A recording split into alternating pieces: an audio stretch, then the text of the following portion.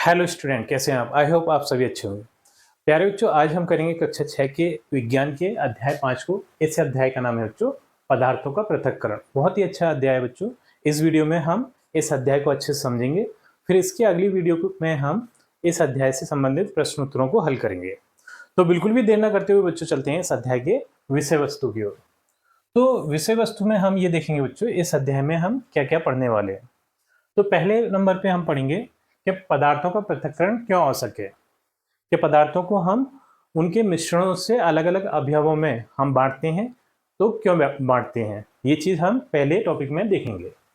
दूसरा है पृथक्करण की विभिन्न विधियां। तो पदार्थों को अलग अलग करने की अलग अलग विधियां होती हैं, उन विधियों को हम इस टॉपिक में देखेंगे, जिससे हस्तचयन है, थ्रेसिंग है, निष्पादन है, चालन है, अपसादन है, निष्कासन तथा निस्यंदन, वाष्पन। ठीक है, इस तरीके से ये अलग अलग विधियां हैं। तो तीसरा जो टॉपिक है वो है क्या जल किसी पदार्थ की कितनी भी मात्रा को घोल सकता है। इसमें हम ये समझेंगे कि जो जल है उसमें कोई पदार्थ कितनी भी मात्रा में घुल सकता है कि नहीं घुल सकता। ठीक, तो बच्चों अब हम चलते हैं इस टॉपिक के इस पार्ट के पहले टॉपिक की ओर। तो पहला हमारा टॉपिक है पदार्थों का पृथक्करण क्यों आवश्यक है। ठीक, तो यहाँ पे हम देख लेते हैं कि जो पदार्थ हैं, तो पदार्थ मिश्रणों में पाए जाते हैं बहुत सारे। तो उनमें से कुछ पदार्थ ऐसे होते हैं जो हमारे उपयोग लायक होते हैं, कुछ ऐसे होते हैं जो अनुपयोगी होते हैं।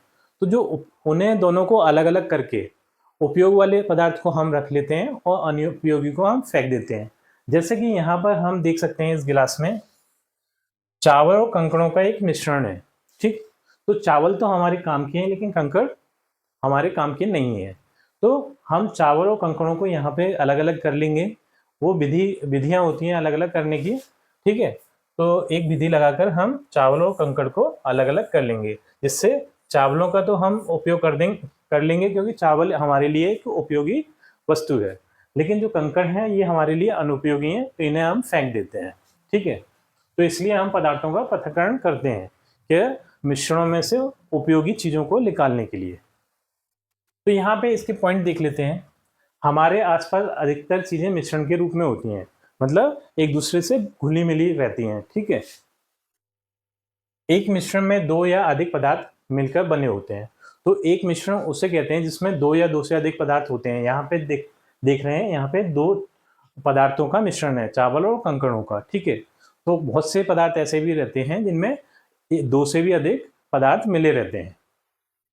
अगला है हमें उपयोगी पदार्थों को अलग करने की आवश्यकता होती है, जिस तरीके से हमने यहाँ पर चावलों को अलग कर लिया था। अगला है यह प्रक्रिया पृथक्करण कहलाती है। तो उनको उपयोगी पदार्थों को अलग करने की प्रक्रिया को क्या कहते हैं? हम पृथक्करण कहते हैं। ठीक है, तो पृथक्करण का मतलब यह है कि मिश्रणों में से उपयोगी पदार्थों को अलग करना पृथक्करण कहलाता है। अगला पॉइंट है पृथक्करण से पदार्थों को शुद्ध और उपयोगी बनाया जा सकता है। तो हम अच्छे पदार्थों को निकाल लेते हैं उसमें से जो हमारे काम के होते हैं, और फिर उसका उपयोग कर लेते हैं, और जो हमारे काम के नहीं होते उन्हें फेंक देते हैं। यह दैनिक जीवन की आवश्यक प्रक्रिया है। मतलब जो पृथक्करण है वो हमें दैनिक जीवन में करना ही पड़ता है, इसके बिना हमारे बहुत से काम नहीं हो पाएंगे। अब चलते हैं बच्चों अगले टॉपिक की ओर। पदार्थों को पृथक्करण क्यों आ सके, ऐसा क्यों करना चाहिए? बच्चों पदार्थों को पृथक्करण इसलिए करना चाहिए क्योंकि है ना अलग अलग पदार्थ हैं जो कि है ना अलग अलग रूपों में हमारे काम आ सकते हैं, लेकिन वो मिले हुए हैं। तो पहले उन्हें अलग अलग करेंगे, फिर उसके बाद हम उनका उपयोग करेंगे। जैसे कि यहाँ पे देख रहे हैं बच्चों, ये फल है। ठीक है, ठीक, तो इसमें से कुछ फल है ना खराब हो गया। ये आम का फल है, यहाँ से ये खराब हो गया, तो हमने जो बेकार वाला हिस्सा है इसे काट के अलग कर लिया है, और जो अच्छा वाला हिस्सा है वो हमने अपने उपयोग के लिए यानी खाने के लिए रख लिया है। इसी तरीके से बच्चों यहाँ पे हम देख रहे हैं, तो यहाँ पे हम दूध से क्रीम निकाल रहे हैं।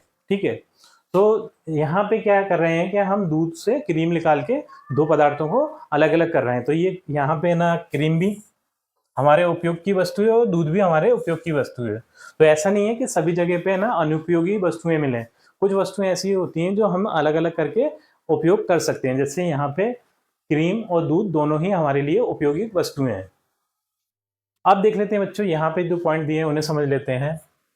हानिकारक या अनुपयोगी पदार्थों को अलग करने के लिए। तो यहाँ पे हमने देखा कि जो आम का हिस्सा था वो हमारे लिए कैसा था, ये सड़ा वाला हानिकारक था, तो इसे काट के हमने अलग कर लिया और अच्छा वाला अपने लिए रख लिया। ठीक है, इसलिए हम पृथक्करण करते हैं। दूसरा है शुद्ध और उपयोगी पदार्थ प्राप्त करने के लिए। तो यहाँ से जो शुद्ध पदार्थ था यानी आम का अच्छा वाला हिस्सा था वो हमने अपने उपयोग के लिए रख लिया।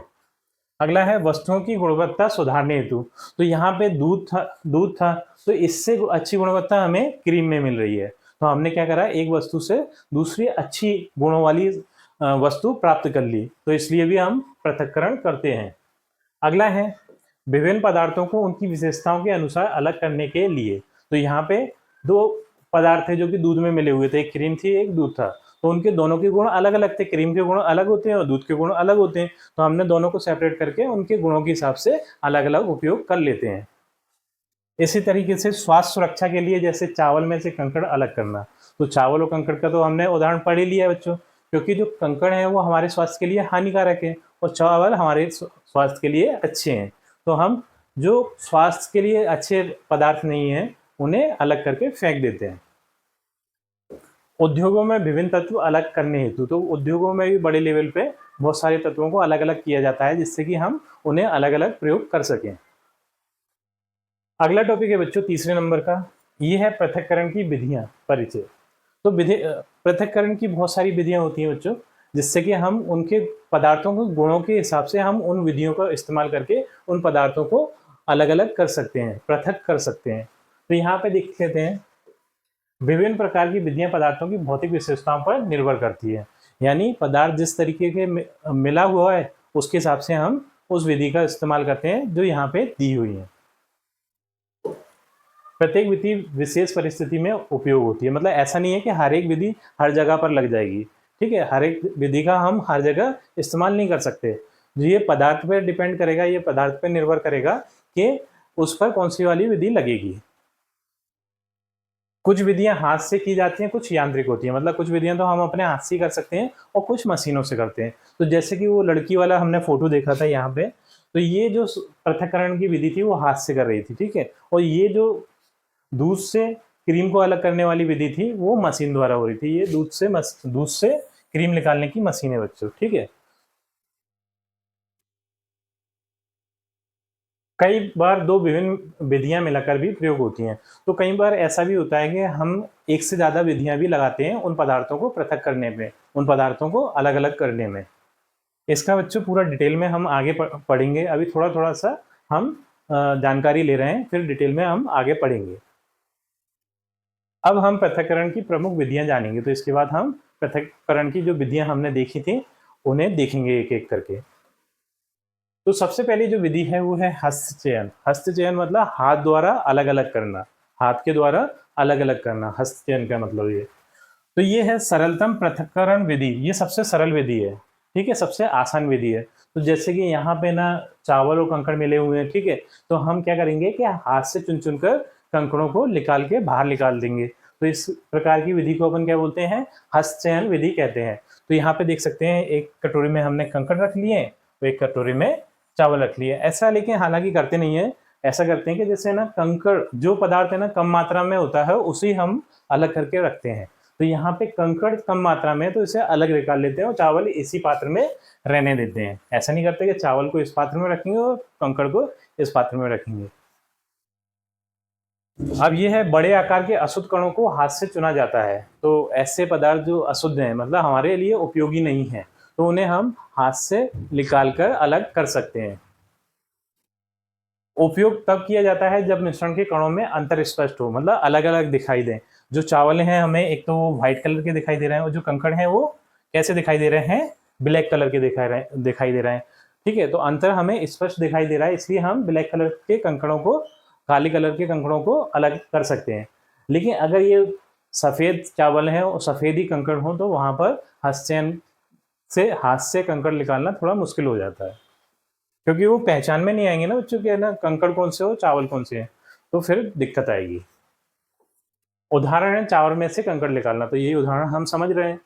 ये समय लेने वाली प्रक्रिया हो सकती है, मतलब इसमें टाइम लगता है, धीरे धीरे करके हम इसे साफ करते हैं चावलों को। तो आपने देखा होगा घर पर भी जब मम्मी वगैरह चावल बनाती हैं तो एक बार उससे हस्तचयन से कंकड़ वगैरह देख लेती हैं, मतलब हाथों से कंकड़ वगैरह होते हैं तो उसे अलग कर लेती हैं, ताकि जो खाना खाते में अगर कंकड़ आता है तो वो बहुत ज़्यादा बेकार लगता है। अगला जो टॉपिक है बच्चों वो है थ्रेसिंग। तो गांव वगैरह में बच्चों ये क्या कहते हैं, गेहूं वगैरह की फसल होती है, तो गेहूं के जो डंठल होते हैं, गेहूं के डंठल होते हैं, तो गेहूं से गेहूं के डंठलों को अलग करने के लिए जो विधि उपयोग में लाई जाती है उसे हम क्या बोलते हैं, थ्रेसिंग बोलते हैं। ये एक मशीन होती है, ठीक है, जिसे थ्रेसर मशीन बोलते हैं, और ये ट्रैक्टर द्वारा संचालित होती है। ट्रैक्टर या फिर ना हम बिजली से भी संचालित कर सकते हैं, ठीक है। तो इसमें क्या होता है कि ना यहाँ पे जो गेहूं होते हैं, गेहूं के फूलों को इधर से डाला जाता है, ठीक है, इस थ्रेसर मशीन में। फिर ये क्या करती है कि ना ये यहाँ से ना जो भूसा वगैरह है वो इधर से उड़ा देती है, दूर उड़ा देती है, और जो गेहूं है इस जगह पर इकट्ठा करके अलग करके हमें दे देती है। क्योंकि ये बड़े लेवल पे काम होता है बच्चों, खेतों में ज्यादा फसलें होती हैं तो हाथ द्वारा हम नहीं कर सकते, तो ये जो काम है थ्रेसिंग का वो मशीन द्वारा होता है, ठीक। तो यहाँ पे देख लेते हैं फसलों से दाने अलग करने की प्रक्रिया है। तो जो फसलें हैं उसमें क्या है, उनके डंठल भी होते हैं, ठीक है। तो उसके जो फसल के दाने हैं, जैसे गेहूं है, चावल है, बाजरा है, तो उनके डंठलों से फसल को अलग करने की प्रक्रिया को अपन क्या बोलते हैं, थ्रेसिंग बोलते हैं, ठीक।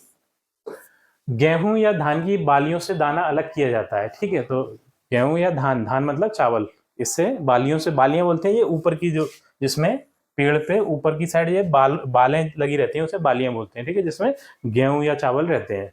तो इससे अलग करके हमें ये थ्रेसर मशीन डंठल से अलग करके हमें गेहूं या चावल अलग दे देती है। इसे हाथ से, मशीन से या मवेशियों से किया जाता है। तो बच्चों कम अगर फसल है, थोड़ी सी फसल है, तो हम हाथ से भी कर सकते हैं, ठीक है। और पुराने जमाने में, पुराने टाइम पे ये काम है ना मवेशियों द्वारा किया जाता था, ठीक है। अब है ना, लेकिन अब क्या है, मशीनें आ गई हैं, तो अब ये काम मशीनों से होता है, जिसे कि हम थ्रेसर मशीन बोलते हैं। अगला है, ये कृषि में महत्वपूर्ण विधि है, ठीक है। कृषि में बहुत ज्यादा महत्व रखती है ये विधि, क्योंकि ना अगर ये ना हो तो किसान को बहुत ज्यादा मेहनत पड़ेगी, ठीक है। अगर हाथ से या मशीनों मवेशियों से ये काम किया जाए तो बहुत ज्यादा टाइम लगेगा और बहुत ज्यादा मेहनत लगेगी। ये जो थ्रेसर मशीन है कम समय में ये काम करके देती है। बड़े पैमाने पर मशीनों का उपयोग होता है।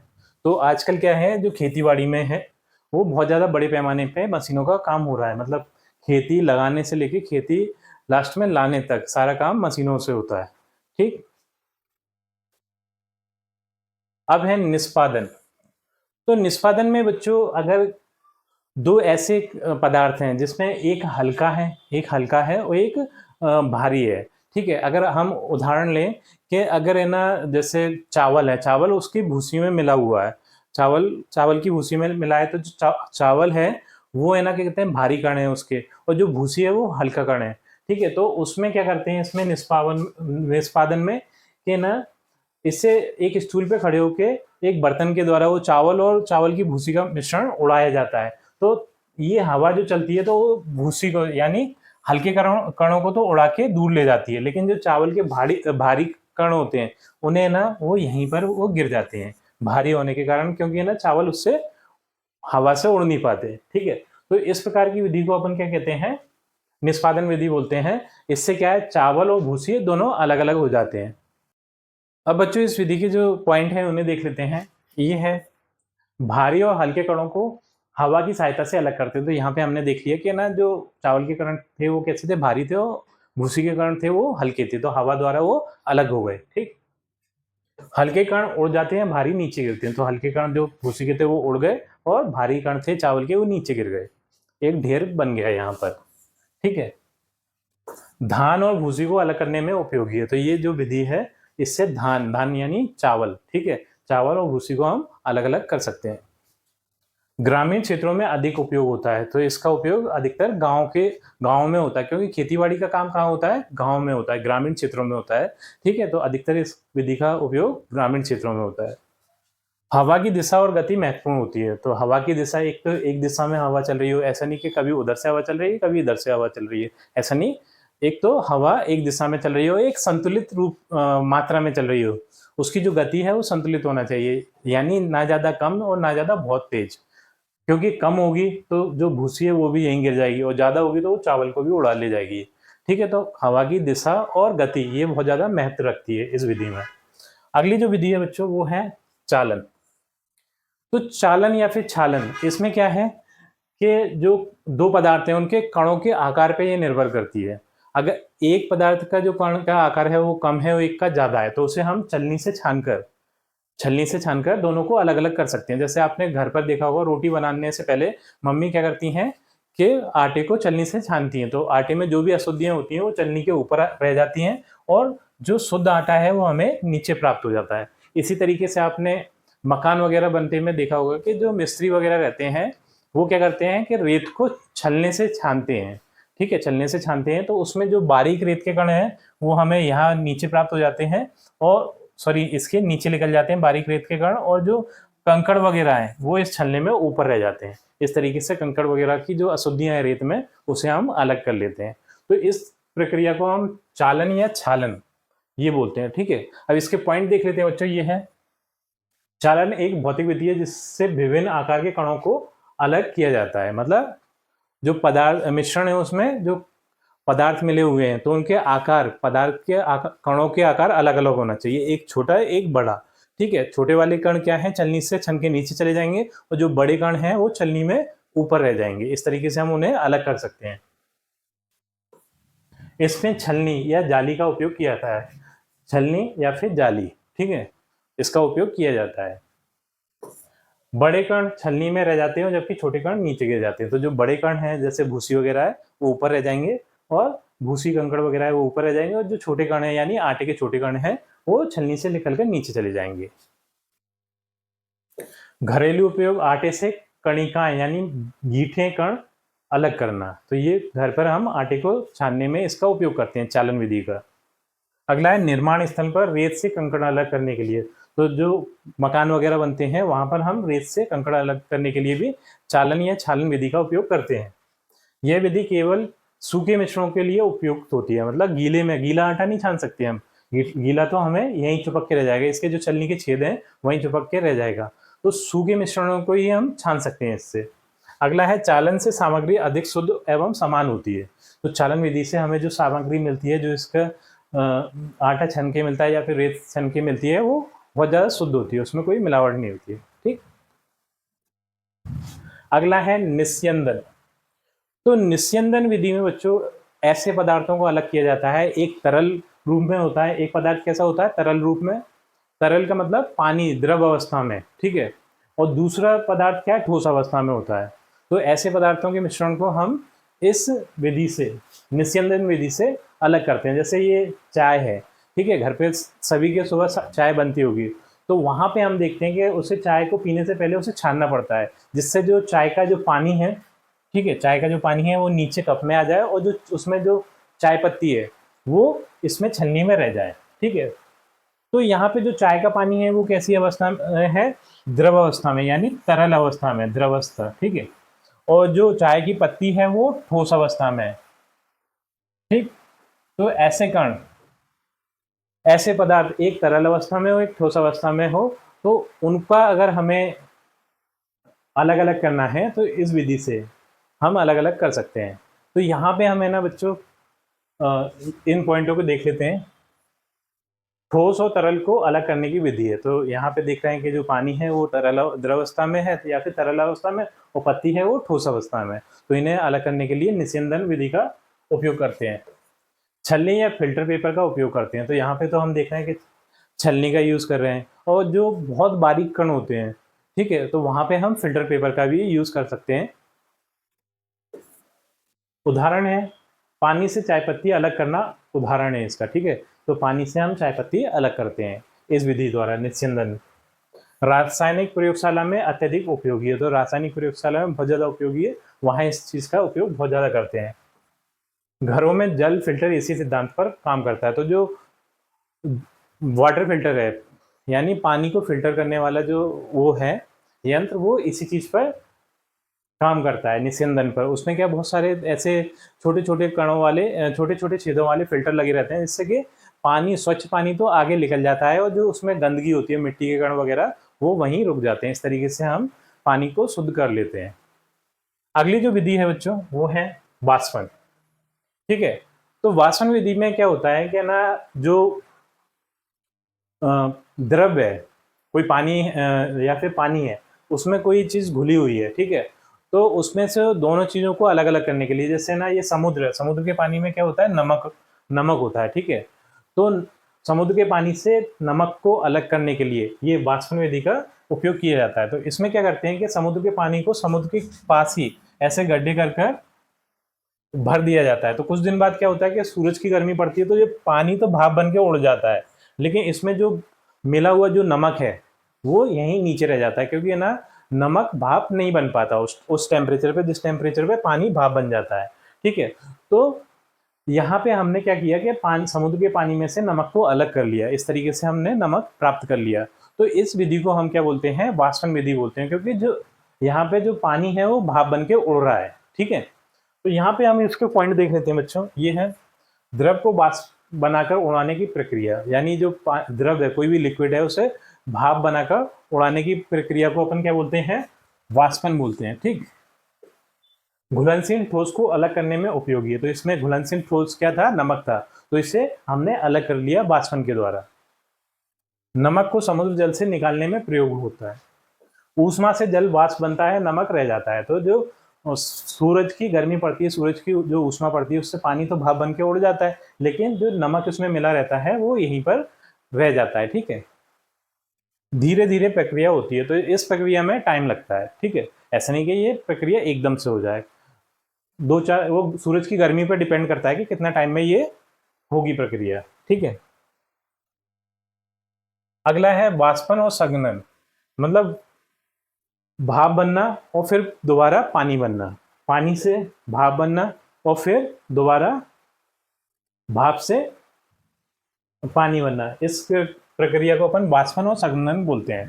तो हुआ क्या बच्चों, गर्मियों के टाइम पे ना सूरज की गर्मी पानी के स्रोतों पे पड़ी, जैसे नदी, तालाब, समुद्र वगैरह पे, तो पानी क्या हुआ कि भाप बनकर ऊपर उठा। तो ये क्या हुआ कि ना फिर ये ऊपर जैसे जैसे वो भाप गई तो वैसे वैसे वो ठंडी होगी, ठीक है, क्योंकि ऊपर की साइड जाने पे क्या होता है कि जो गर्मी है, तापमान है, वो कम होता जाता है, ठीक है। तो वो ऊपर जाके फिर वो भाप से फिर क्या हो जाएगा, वो संघनित हो जाती है, संघनन की प्रक्रिया हो जाती है, यानी जो भाप है वो फिर दोबारा पानी में बदलने लगती है, और जो पानी है वो भाप की तुलना में भारी होता है, तो वो बारिश के रूप में बरसने लगता है। तो इस प्रक्रिया को अपन क्या बोलते हैं, वाष्पन प्लस संघनन, मतलब वाष्पन से पानी से भाप बनी और भाप से फिर दोबारा पानी बन गई, ठीक है। तो ये इसी प्रक्रिया से हमारे यहाँ बारिश होती है, ठीक है। तो यहाँ पे हम देखते हैं बच्चों, वाष्पन में जल वाष्प बनता है, तो वाष्पन प्रक्रिया में जल क्या होता है, भाप बनता है, ठीक है।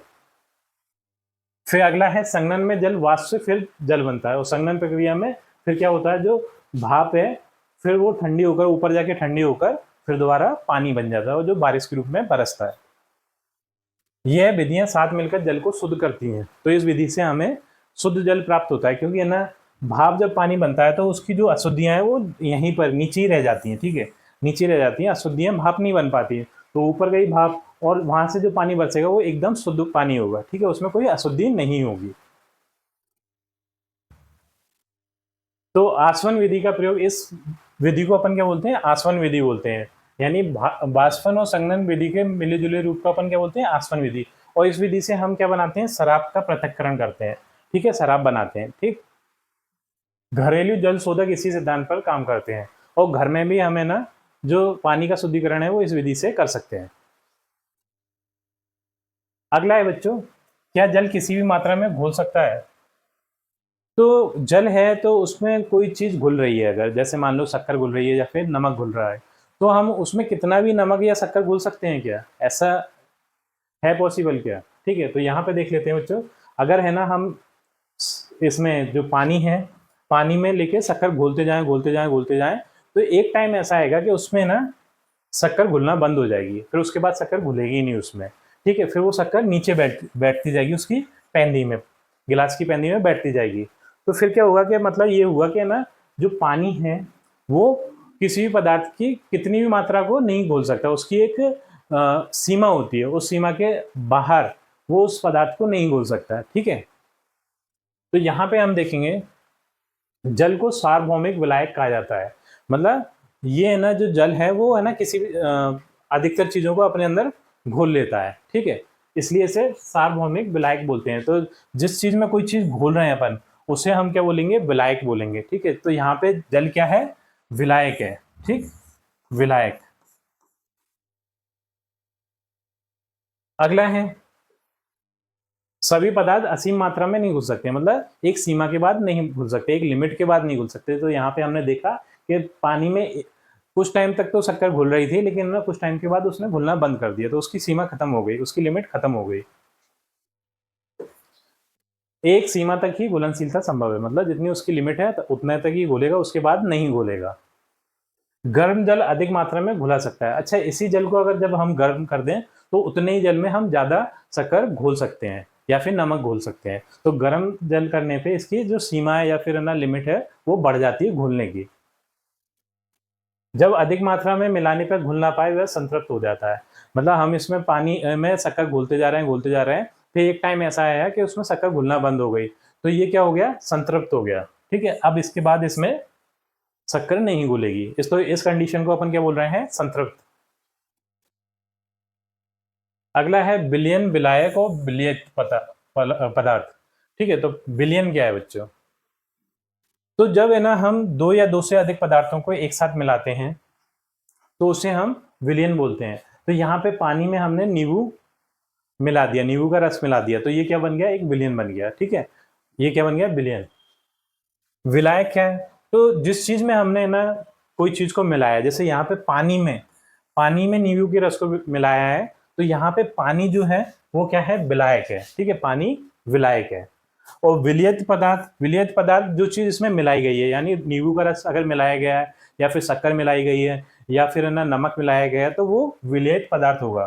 ठीक है, तो यहाँ पे हम देख लेते हैं दोनों चीजों का मिश्रण, दो या दो से अधिक चीजों का मिश्रण क्या कहलाता है, विलयन कहलाता है। ठीक है, और जो जिस चीज में मिलाया जा रहा है, जिस चीज में मिलाया जा रहा है वो विलायक कहलाएगा। ठीक है, जैसे यहाँ पे पानी में मिलाया जा रहा है तो पानी क्या है, विलायक है।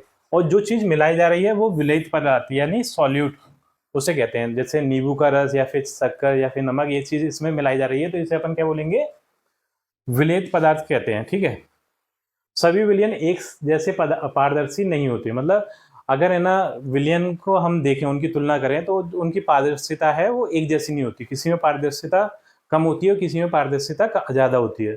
ठीक है, अब ये पारदर्शिता क्या होती है, तो पारदर्शिता का मतलब ये है कि हम जहां पर आर पार देख सकते हैं उसे पारदर्शिता बोलते हैं। ठीक है, तो यहाँ पे हम उदाहरण लेके जैसे कांच लें अपन, कांच, ठीक है, कांच में से हम आसानी से आर पार देख सकते हैं, तो उसकी पारदर्शिता ज़्यादा है। और वहीं हम एक पेपर होता है जैसे कि हम ट्रेसिंग पेपर बोलते हैं, ट्रेसिंग पेपर को लें तो उसमें से हम धुंधला धुंधला देख सकते हैं, तो इसका मतलब ये है कि ट्रेसिंग पेपर की पारदर्शिता कम है। अगला है दैनिक जीवन में कई प्रकार के विलयन पाए जाते हैं, तो बहुत सारे विलयन पाए जाते हैं, जैसे कि है ना एक विलयन हो गया नींबू की रस का, ठीक है, एक शक्कर शक्कर का घोल हो गया, एक नमक का घोल हो गया।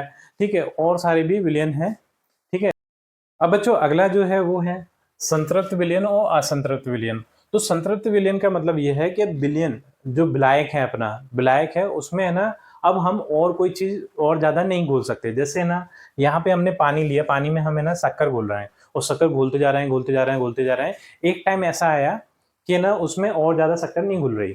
ठीक है, और ज्यादा शक्कर नहीं घुल रही, उसमें ना शक्कर के कारण नीचे बैठने लगी। ठीक है, शक्कर के कारण नीचे बैठने लगे, तो यानी कि जो विलायक है वो अब क्या हो गया, संतृप्त हो गया। अब इसके बाद उसमें और घोलने की क्षमता नहीं बची। ठीक है, अगर वो और ज्यादा घोल रहा है, और ज्यादा घोल रहा है, तो वो अभी उसमें घोलने की क्षमता और है, तो इसका मतलब ये है कि वो असंतृप्त है, अभी वो संतृप्त नहीं हुआ।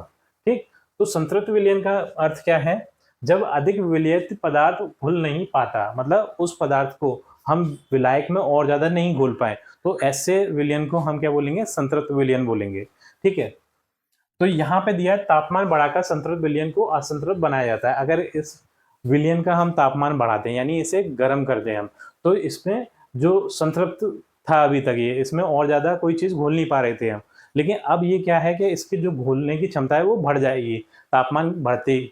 तो ये क्या हो जाएगा कि जो संतृप्त से ये आप असंतृप्त बन गया। असंतृप्त कैसे बन गया, क्योंकि इसकी घोलने की क्षमता अब बढ़ गई। ठीक, अब अगला है असंतृप्त विलयन। तो असंतृप्त विलयन ऐसे विलयन को कहते हैं जिसमें हम कोई पदार्थ और ज्यादा घोल सकते हैं, उस विलयन को हम असंतृप्त विलयन बोलते हैं। ठीक है, तो यहाँ पे देख लेते हैं विज्ञान प्रयोग में इनका महत्व होता है। ये घुलनशीलता की सीमा को दर्शाता है। मतलब हमें ये बताता है कि हम इसमें और पदार्थ घोल सकते हैं कि नहीं घोल सकते। अगर संतृप्त विलयन है उसमें और पदार्थ को हम नहीं घोल सकते, अगर असंतृप्त विलयन है तो हम उसमें और पदार्थ को घोल सकते हैं। ठीक है, तो बच्चों इसी के साथ हमारा ये चैप्टर समाप्त होता है। आई थिंक ये वीडियो आपको अच्छी लगी होगी। यदि वीडियो आपको अच्छी लगी है तो बच्चों वीडियो को लाइक करिए, चैनल को सब्सक्राइब करिए। आपसे मिलते हैं अपनी अगली वीडियो में।